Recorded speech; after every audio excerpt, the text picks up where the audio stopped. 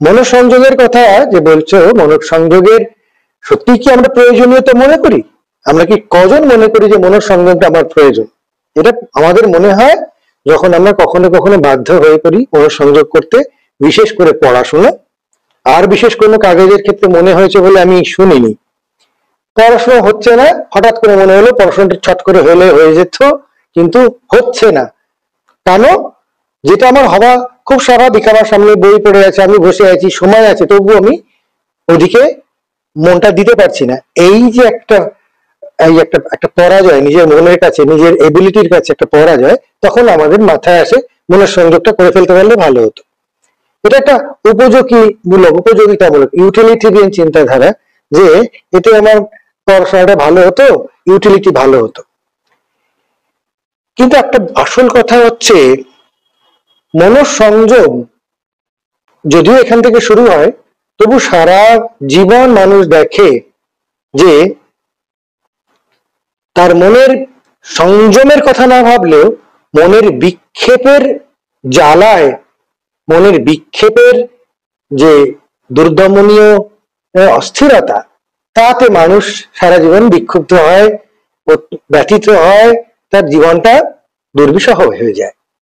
তখনও মানুষ ভাবে যে মনটা একদিকে দিতে পারছি না, অর্থাৎ কিনা যেটা মাস্টারমশাই বললেন, যে আমি না চাইলেও মনটা কল্পনায় ভরে যাচ্ছে, মনটা বিভিন্ন রকম চিন্তায় ভরে যাচ্ছে।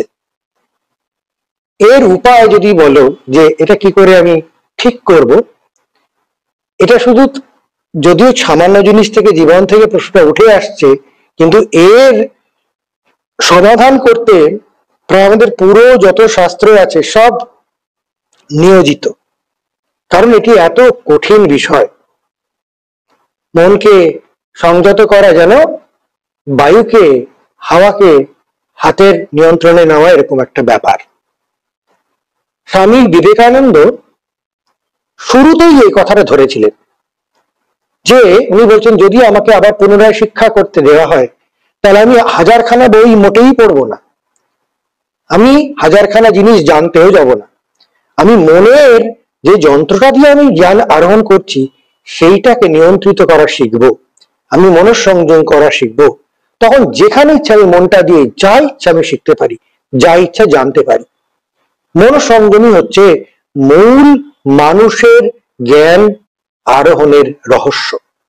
এবং এখানে আরেকটা খুব ইম্পর্টেন্ট কথা স্বামীজি বলতেন, যে মনটাকে শুধু সংযত করাই জীবনের সবচেয়ে বড় কাজ নয়, ইচ্ছা মতো মনটা সেখান থেকে তুলে নেওয়াও সমধিক প্রয়োজনীয়।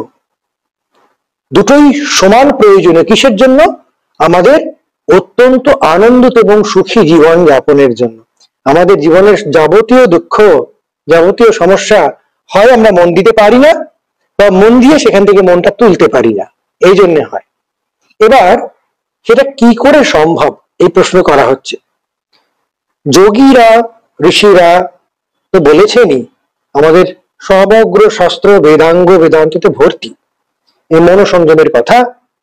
স্বামীজি নিজেও বলছেন যে এই মনোসংযম কিন্তু যদিও দুরূহ, যদিও কঠিন, কিন্তু যদি একটুখানিও কেউ করতে পারে তার প্রচুর ফল লাভ হয়। এবং আমরা সাধারণত মনোসংযম কি ভাবি, যে একটা বিশেষ বিষয় আমি চাইছি পারছি না, তখন ভাবি। কিন্তু দেখা যায় যে আমাদের সবার প্রথম কথা হচ্ছে এটা বুঝতে হবে যে আমাদের সবার মনোসংযম করার ক্ষমতা আজন্ম বিদ্যমান। যেটা স্বামীজি বলছেন, ইউ আর পোটেনশিয়ালি পারফেক্ট, তোমার ভিতরে সেই পারফেকশন আগে থেকে আছে, অর্থাৎ তোমার মনোসংযম করার ক্ষমতা প্রথম থেকেই সম্পূর্ণ বিদ্যমান।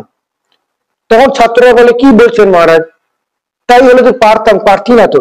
তার প্রমাণ দিচ্ছি। তার প্রমাণ হচ্ছে, আমি অনেক জায়গায় বলে থাকি এরকম, একটি বাচ্চা ছেলে, তাকে যদি একটি বই দেওয়া হয়, তার ভালো লাগছে না, সে কিছুতেই পড়তে পারছে না, একটা লাইনও বুঝতে পারছে না, পড়ছে না, যে বাবা হয়তো মারছে, কিংবা সে হয়তো চেষ্টা করছে। এবার এই বাচ্চাটা ধরা যাক হ্যারি পটার সিনেমা দেখতে ভালোবাসে, তাকে যদি হ্যারি পটারটা চালিয়ে দিই সঙ্গে সঙ্গে, দেখা যাবে সে পিঠের শিরদাঁড়া সোজা করে খাওয়া দাওয়া ভুলে হা করে সেটা হয়তো 2 ঘন্টা ধরে দেখছে। মশা কামড়াচ্ছে বোধ নেই, কিন্তু পড়ার সময় বলছিল মা পড়তে পারছি না, কত মশা, আমার খিদে পেয়েছে, আমার মাথা ধরেছে, ইত্যাদি ইত্যাদি। সুতরাং একটা মানুষ তার মধ্যে যদি মনোসংযোগ করার ক্ষমতা না থাকে, তাহলে সে কি করে হ্যারি পটার সিনেমাটা দেখলো সকাল থেকে রাত পর্যন্ত? তার মধ্যে একটুও কোনো বিরক্তি নেই, তাকে খেতে দিলেও খাচ্ছে না, খেতে ডাকলেও যাচ্ছে না, সে একদম নিবিষ্ট মনে পুরোটা দেখছে। অর্থাৎ মনটা নিবেশিত হওয়ার ক্ষমতা আছে, কিন্তু সে নিজের থেকে নিবেশিত করতে পারছে না। সে কোথায় নিবেশিত করছে? যেখানে সে একটা ইন্টারেস্ট ফিল করছে, একটা অ্যাট্রাকশন ফিল করছে। এটাই হচ্ছে সমস্যা। সমস্যা মনঃসংযমে নয়, সমস্যা হচ্ছে মন যেখানে আকৃষ্ট সেখানে ঝাঁপিয়ে পড়ে বসে যাচ্ছে, যেখানে আকৃষ্ট নয় সেখানে যেতে পারছে না।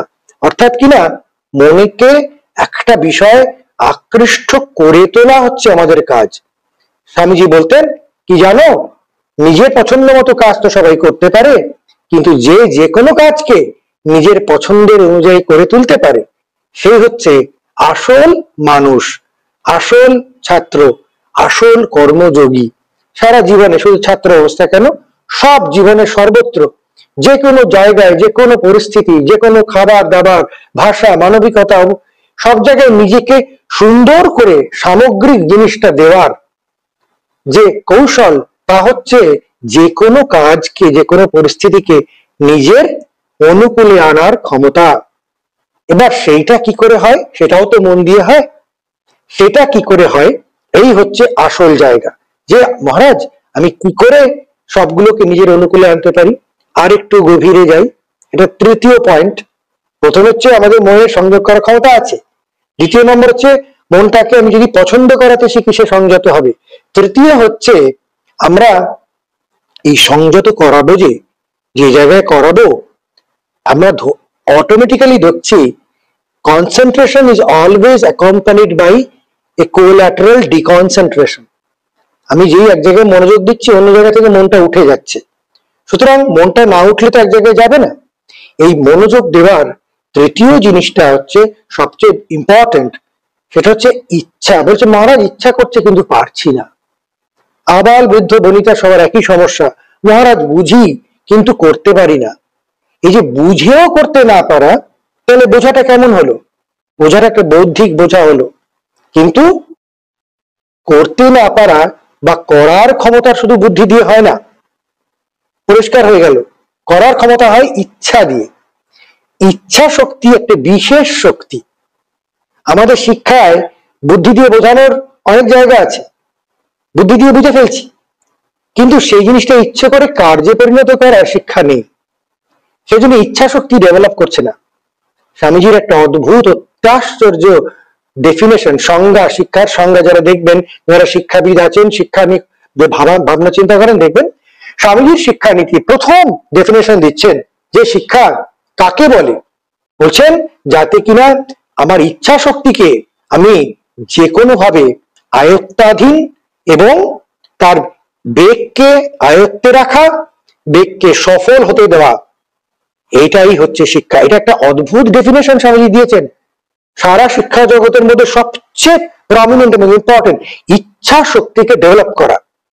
ইচ্ছা শক্তিকে ডেভেলপ করার যে সাধনা, যে কৌশল, সেটা হচ্ছে আমাদের মনঃসংযমের কৌশল। আমরা ইচ্ছা শক্তি, স্বামীজি এক জায়গায় বলছেন, একমাত্র শক্তি মানুষের মধ্যে যেটা স্বাধীন প্রকৃতির, ফ্রি নেচার, এবং বলছেন এটা একমাত্র স্পার্ক অফ গডলিনেস, ভগবানের বা ভগবত ইচ্ছার সবচেয়ে বাস্তব এবং সার্বজনীন একটি প্রকাশ হচ্ছে ইচ্ছা শক্তি। আমরা ইচ্ছা শক্তিকে নিয়ন্ত্রণ করতে পারি না, তাই মনঃসংযমে আমরা ফেল করি। এটা হচ্ছে মোটামুটি একটা কেমিস্ট্রি বললাম, কিন্তু ইচ্ছা শক্তিকে কি করে সেগুলো আমরা পরে পরে বলছি। আপাতত এই তিনটে আমাদের জানতে হবে, যে তিনটে মেকানিজম দিয়ে হচ্ছে। মনের আমার সব ক্ষমতা আছে, এটা প্রথম শিক্ষা। দ্বিতীয় শিক্ষা হচ্ছে আমার মনকে ভালো লাগানো একটা জিনিসকে, to make it appear good and congenial to me. Third হচ্ছে আমার ইচ্ছা শক্তিকে এত প্রবল করা যাতে মন আমার কথা শুনবে। এই তিনটে করতে পারা, এইটাই হচ্ছে আমাদের সক্রিয়ভাবে নিজের থেকে মনন সংযোগ করার কৌশল। কিন্তু এই তিনটেই ঘটে যখন আমরা বাধ্য হই কোনো একটা ভালো খাবার দেখছি, কোনো একটা ভালো গান শুনছি, কোনো একটা কিছু দেখছি, মনটা অটোমেটিক্যালি নিবেশ হচ্ছে, অটোমেটিক্যালি কিছু হচ্ছে না, অর্থাৎ কিনা আমার অচেতনে হচ্ছে, কিন্তু এই তিনটে জিনিসের মধ্যে দিয়ে হচ্ছে। ভালো লাগা থাকছে, ভালো লাগার সঙ্গে আমার ইচ্ছা প্রবৃত্তি হচ্ছে, এবং ইচ্ছা প্রবৃত্তির সঙ্গে মনের যে স্বাভাবিক সংযত হওয়ার ক্ষমতা সেটা হয়ে যাচ্ছে। আমরা বলছি মনটা কেমন লেগে গেল, কিন্তু কেমন লেগে গেল বলছি, আমি কেমন লাগাতে পারলাম মনটাকে সেটা বলতে পারছি না, কারণ নিজের থেকে লাগানোর ক্ষমতা এখনো হয়নি।